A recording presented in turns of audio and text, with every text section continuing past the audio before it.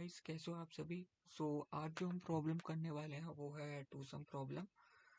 तो इस problem statement के अकॉर्डिंग हमें एक नम्स नाम की एरे दे रखी होगी और हमें एक टारगेट दे रखा होगा।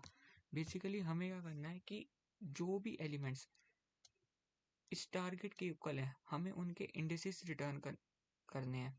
जैसे कि अगर हम इस प्रॉब्लम स्टेटमेंट में देखें तो 2+7=9 है, और अगर आप इनके इंडिसेस देखोगे तो ये है 0 और ये है 1, और हमें आउटपुट में वही चीज रिटर्न करनी है। तो चलिए गाइस, कुछ एक दूसरी एग्जांपल लेके इस क्वेश्चन को और बढ़िया तरीके से समझते हैं। चलिए यहाँ देखिए कि हमने एक नम्स नाम की एरे दे रखी है जिसमें एलिमेंट्स है 2, 4, 7, 3 और 1, और इनका जो टारगेट है वो है 7। तो बेसिकली हम इस क्वेश्चन को क्या करने वाले हैं कि हम एक पर्टिकुलर एलिमेंट, जहां यहाँ 2 की बात करें, 2 के साथ बाकी सारे कॉम्बिनेशंस बना के देखेंगे।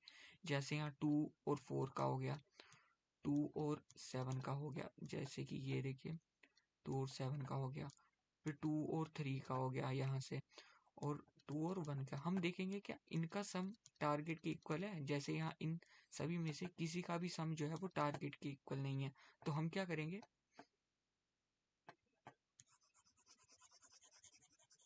करेंगे, फिर हम 4 से सारे के सारे कॉम्बिनेशंस बना के देखेंगे। जैसे 4 से 4 और 7 का हो गया, 4 और 3 का हो गया, 4 और 1 का हो गया। ऐसे ही हम सभी के सभी, जैसे कि 7 के केस में अगर आप देख लो तो 7 और 3 का हो गया और 7 और 1 का हो गया। ऐसे ही 3 और 1 का हो जाएगा। तो ऐसे हम सारे के सारे कॉम्बिनेशन जो है वो ट्राई करेंगे और देखेंगे क्या वो चीज या क्या वो सम टारगेट के इक्वल है। तो ऐसे बेसिकली हम क्या करने वाले हैं,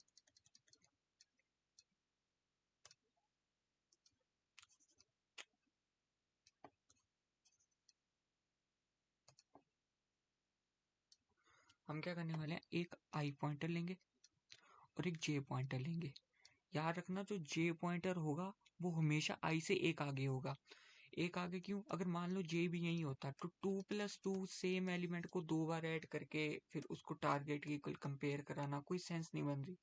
तो इस करके क्या करेंगे हम, जो जे पॉइंटर है वो हमेशा आई के एक आगे रहेगा।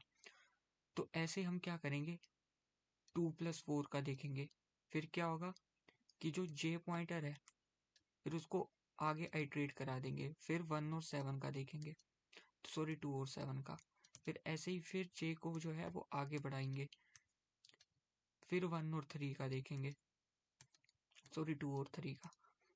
ठीक है। तो ऐसे में क्या होगा, जब जे जो है अपनी लास्ट पोजीशन पे होगा, यानी कि मान लो यहाँ होगा, उसके बाद जो है वो आइट्रेशन खत्म होने के बाद हम क्या करेंगे, जो आई है हमारा उसको प्लस प्लस कर देंगे, और जो जे है हमारा उसको आई के +1 कर देंगे, यानी कि यहाँ पे कर देंगे। तो फिर क्या होगा, 4 और 7 को देखेंगे, क्या 4 और 7 का सम जो है वो टारगेट के इक्वल है। टारगेट यहाँ हमारा 7 है तो ये इसके इक्वल नहीं है। तो फिर क्या करेंगे, जे को प्लस प्लस कर देंगे। तो आई कितना था 4, और यहाँ जे कितना है 3। तो टारगेट हमारा था 7, और ये 4+3 भी 7 हो गया। तो हम यहाँ क्या रिटर्न करेंगे, 4 और 3 के इंडिसेस को रिटर्न करेंगे। यहाँ 1 और 3 को जो है वो हम रिटर्न कर देंगे एज ए आंसर। और अगर हमें पूरी आइट्रेशन चलने के बाद जब आई जो है हमारा यहाँ मान लो लास्ट पे है, यहाँ पे है, क्योंकि उसके बाद तो जे तो इंडेक्स आउट ऑफ मतलब एरे के बाहर चला जाएगा ना, तो मतलब हमें जो है हमारा रिजल्ट नहीं मिला। तो हम क्या कर देंगे, सिंपल एक एम्प्टी एरे, एक खाली एम्प्टी एरे रिटर्न कर देंगे। तो चलिएगा इस कोड की तरफ चलते हैं और समझने की कोशिश करते हैं कि क्या करा है हमने। तो जैसा कि मैंने आपको बोला था कि एक आई पॉइंटर लेंगे और एक पॉइंटर लेंगे जे, जो i+1 आगे से शुरू होगा, और ये सारे के सारे कॉम्बिनेशन जो है जो उस टारगेट सम के इक्वल अगर कोई बनता है तो उनको जो है वो रिटर्न करवा देगा। ये उनके हमने जो है पॉइंटर्स रिटर्न करवाए हैं। अगर ये पूरी आइट्रेशन चलने के बाद फिर i++ होगा, फिर जे फिर उसके आगे जाएगा और चेक करेगा कि क्या अभी भी कोई जो टारगेट है वो इक्वल है कि नहीं। अगर ये पूरी आइट्रेशन चलने के बाद, ये चलने के बाद अगर हमें कोई भी कोई भी रिजल्ट नहीं मिलता है तो एंड में हम एम्प्टी एरे रिटर्न कर देंगे। So thank you guys for watching this video.